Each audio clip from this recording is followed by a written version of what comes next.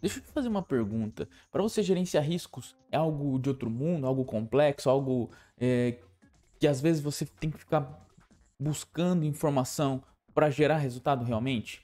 Eu tô te perguntando isso porque às vezes me incomoda uma maneira em que o requisito é tratado, uma maneira em que, na verdade, um processo é tratado, ou antes disso, uma maneira em que um princípio básico de gestão é tratado, às vezes simplesmente para cumprir requisito, e isso me incomoda demais, né? Quem pensa em implementar qualidade, quem pensa em gerenciar um negócio, quem pensa em, em trabalhar realmente simplesmente para cumprir protocolo ou para fazer algo que não descobriu realmente o sentido, olha, eu nem sei o que dizer. Para mim, gerenciar riscos é algo primário, é algo que deve ser conduzido de uma maneira muito natural, mas muito natural mesmo. Quando a gente fala em riscos, tem algumas coisas que a gente precisa ter bem claro. E eu sinto que não tá claro, né? E não é para um exemplo, não é para uma pessoa, não é para uma empresa. São vários, são vários. E eu me sinto aqui na obrigação de realmente tentar desmistificar ao máximo esse conceito, ao máximo esse tema. Primeira coisa que a gente tem que ter bem claro: risco é o efeito da incerteza sobre os objetivos. Preste atenção, risco é o efeito da incerteza sobre os objetivos. Eu sei que lá na 9000, nos vocabulários, nos termos e definições, fala que risco é o efeito da incerteza. Sim, mas quando a gente pega a ISO 31000, que fala simplesmente ou detalhadamente de gerenciamento de riscos, é importante que a gente vá mais a fundo. É importante que a gente entenda que não tem risco sobre nada. Para que aconteça alguma coisa, ou para que eu tenha é, é, uma incerteza realmente, eu preciso ter um norte, eu preciso ter um objetivo. Precisa existir alguma coisa para que possa acontecer um problema, por exemplo.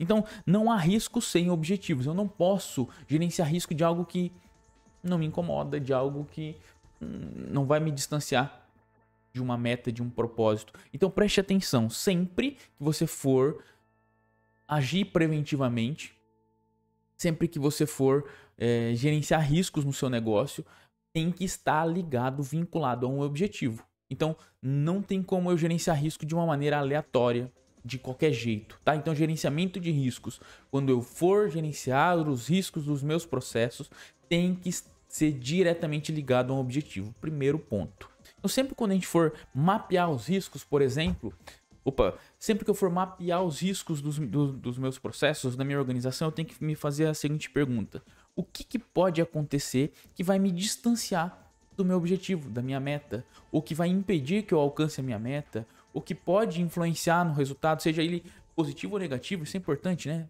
Riscos e oportunidades, mas eu não quero entrar tanto nesse mérito. Então, segundo ponto que eu tenho que ter muito claro é: sempre que eu for detalhar quais são os riscos inerentes ao meu processo, eu tenho que me perguntar o que pode acontecer que vai me distanciar do atingimento do meu objetivo, da minha meta, do meu propósito. Simples assim. Então eu tenho que vender R$ 1 milhão por mês. O que pode acontecer para influenciar no não atingimento desse resultado? Tá? Vamos nos limitar nesse pensamento. E terceiro ponto: todos os riscos que forem detalhados nessa segunda fase vão moldar o meu processo. Eles que dão o norte, eles que direcionam como a minha rotina deve acontecer. Riscos não pode ser gerenciado uma vez por mês, uma vez por ano, uma vez por semestre e assim por diante. Riscos tem que ser gerenciado todos os dias. E como que eu faço isso? Moldando as minhas rotinas, moldando os meus processos, fazendo com que o meu processo seja implementado de acordo com que eu já estarei gerenciando os riscos, né, de uma maneira intuitiva, de uma maneira direta, tá? Sem precisar agregar nada além disso. Tá? Então, o que é isso, moldar o meu processo? Se eu tenho uma fragilidade na hora de prospectar clientes. Então no meu processo de prospecção de clientes, eu tenho que colocar etapas, talvez de controle, talvez checklists, talvez no fluxo do meu processo, garantindo que essa falha será gerenciada ou que esse risco será mitigado. Guarde esses 3 pontos.